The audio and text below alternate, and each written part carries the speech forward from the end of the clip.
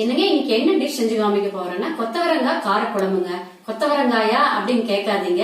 இந்த காயை வச்சு ஒரிஜினலா காரக்குழம்பு எப்படி செய்யறதுங்கிறத நான் செஞ்சு காமிக்க போறேங்க. நான் எப்படி செய்யறேன் என்னங்கிறது இந்த வீடியோ முழுவதும் பாருங்க. இந்த காரக்குழம்புக்கு பாருங்க, கொத்தவரங்காயை சின்ன சின்ன துண்டுகளா கட் பண்ணி வச்சிருக்கிறேங்க. குழம்பு செய்ய ஆரம்பிச்சிடலாங்க. முதல்ல என்ன செய்யறீங்கன்னா பாருங்க, இந்த காரக்குழம்புக்கு ஒரு மசாலா பொடி ஒன்று ரெடி பண்ணிக்கலாங்க. 1 டேபிள் ஸ்பூன் எண்ணெய் ஊத்திக்கோங்க. நீங்க கடலெண்ணெய் ஊத்தினாலும் சரி, நல்லெண்ணெய் ஊத்தினாலும் சரிங்க. நான் வந்துங்க கடலெண்ணெய் ஊத்தி இருக்கிறேங்க. துவரம் பருப்பு, கடலை பருப்பு, வெள்ளை உளுந்து பருப்பு, வர மல்லி, சீரகம், குறுமிளகு, சோம்பு, கசகசாங்க. பாருங்க, 3 காஷ்மீர் சில்லியும் 2 வரமிளகாயும் போட்டிருக்கேங்க காரத்துக்கு. இதையெல்லாம் சேர்த்து நல்லா பொன்னிறமா இந்த ஆயில்ல வதக்கி எடுத்துக்கலாங்க.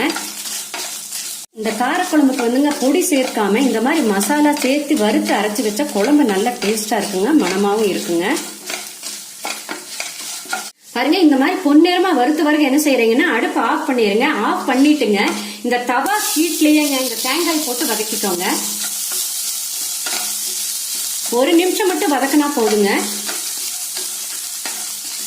இவ்வளவுதாங்க. இந்த மாதிரி வதக்கின வரைக்கும் என்ன செய்யறீங்க, ஆறுன பிறகு நல்லா மிக்சியில போட்டு நைஸா அரைச்சு எடுத்துக்கலாங்க. ஒரு பிரஷர் பேன் அடுப்புல வச்சுக்கோங்க. 2 டேபிள் ஸ்பூன் எண்ணெய் ஊத்திக்கோங்க. எண்ணெய் காஞ்சிருச்சுங்க. 1/4 டீஸ்பூன் வெந்தயம் சேர்த்துக்கலாங்க. வெந்தயம் நிறைய போட்டுறாதீங்க, கசப்பு வந்துருங்க. சீரகம் 1/4 டீஸ்பூனுங்க. கடுகு, வெள்ளுளுந்தம் பருப்பு, 2 வரமிளகாங்க, 1 இனுக்கு கருவேப்பிலை எல்லாம் நல்லா பொரியிட்டுங்க. இந்த மாதிரி நல்லா பொரிஞ்ச பிறகு சின்ன வெங்காயங்க முழுசா கட் பண்ணிருக்கேன், அதை சேர்த்திருங்க. பூண்டுங்க ஒரு 8 பல் பூண்டுங்க, அதே கட் பண்ணி வச்சிருக்கிறீங்க, சேர்த்து நல்லா இந்த ஆயில வதக்கி விட்டுக்கலாங்க.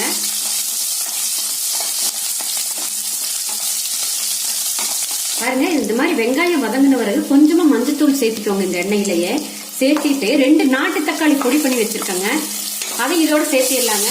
நல்லா சேர்த்து இந்த ஆயில நல்லா வதக்கி விடுங்க. தக்காளி வந்துங்க நல்லா வதங்கணுங்க.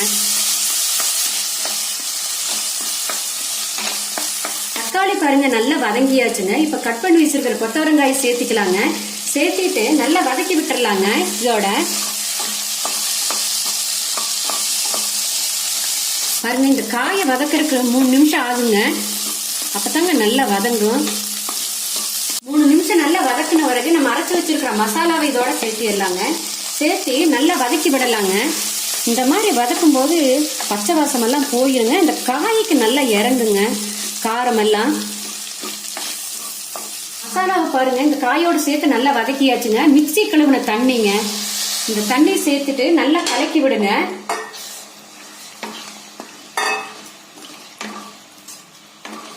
பாருங்க, மறுபடியும் கொஞ்சம் தண்ணி ஊத்திக்கலாங்க. புளி எல்லாம் இப்ப சேர்க்கறது இல்லைங்க. புளி சேர்த்தா கொத்தவரங்காய் வேகாதுங்க. இந்த மாதிரி தண்ணி சேர்த்து நல்லா கலக்கி விட்டு 10 நிமிஷம் விட்டுருங்க, வேகட்டுங்க.